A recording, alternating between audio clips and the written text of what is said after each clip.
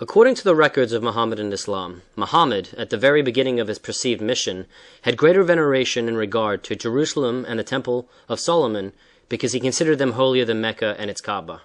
Will you explain? Our listeners should share with us the most astounding facts, that in the Quran, the names of Mecca, Medina, and Jerusalem al-Quds are never mentioned, although they were supposed to have been the most important cities for the pagans as well as for the Muhammadan Muslims. On the other hand, the Bible mentions the name of Jerusalem at least 667 times. During his first 13 years in Mecca, neither Allah nor Muhammad saw fit to tell their followers about any Qibla, that is the direction of prayers towards Mecca. When in AD 622, Muhammad migrated to Medina among the Judaized Arabs, he was very impressed with two of their most important traditions. One, fasting on Yom Kippur of the Jews, which was evidently observed on the 10th day Ashura of Muharram. Two, and their praying facing the direction Qibla of Jerusalem. He instructed his followers to do the same. This lasted for about 16 to 17 months. Leviticus 16.29. And this shall be a statute forever to you, that in the 7th month Tishri, on the 10th day of the month, you shall afflict your souls and do not work at all, whether it be of your own country or a stranger who sojourns among you. This day also happens to be the one during which the Shia commemorate the martyrdom of Hussein bin Ali and his followers at the hands of the Umayyad Khalif Yazid bin Muawiyah in 680.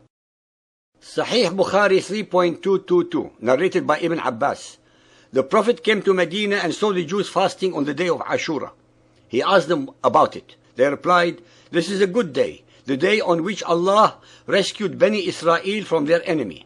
So Moses fasted this day." The Prophet said, "We have more claim over Moses than you." So the Prophet fasted on that day and ordered the Muslims to fast on that day. Let us, together with our listeners, ponder the following points. The fact that Muhammad had the first Qibla towards Jerusalem shows the immense reverence that he had for its holiness, more at that time than he had for the Kaaba, which was associated in his monotheistic mind purely with paganism. The word Qibla appears first in Al-Baqarah 2.142.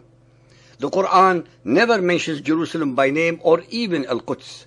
Since pre-Islamic pagan Arabs had absolutely no affiliations or regard for Jerusalem, and had no idea as to what it was or even to where it was, they could not have faced Jerusalem in prayer prior to Muhammad.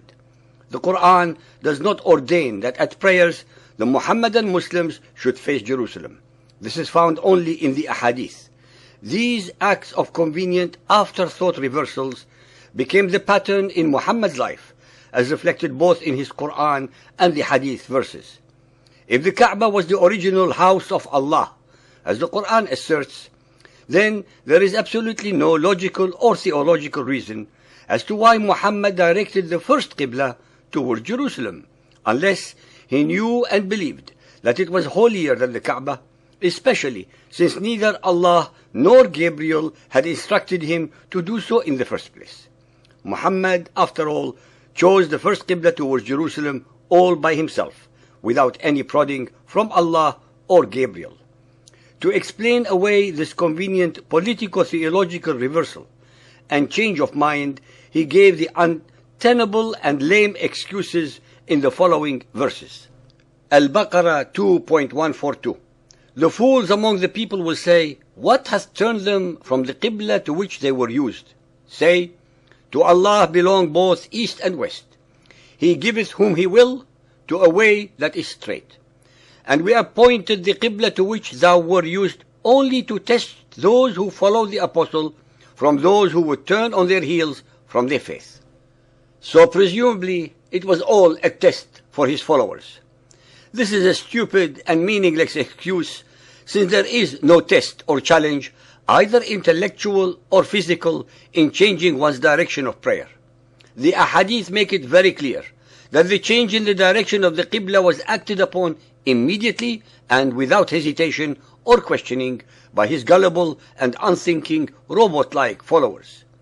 Sahih al-Bukhari Hadith 1.392 and 9.358, narrated by Bara bin Azib.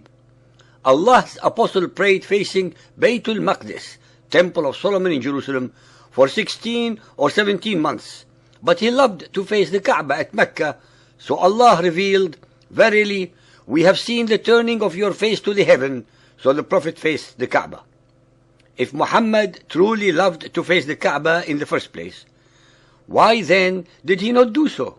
After all, no one had put a sword to his neck to force him to face Jerusalem. Neither the Quran nor Gabriel had instructed him or directed him to face the Sham to begin with. There was no revelation pertaining to such a Qibla. It was Muhammad who unilaterally decided to face the direction of the Temple of Jerusalem because in the Meccan period and the very early Medinan period, he truly believed in the primacy of Jerusalem and Solomon's Temple over the Kaaba, which was still harboring the pagan rock gods of Arabia. Muhammad only changed his mind about the Kaaba when he realized that Judaized Arabs were not going to change their religion and believe in his version of Islam, nor in him as the Prophet of Allah.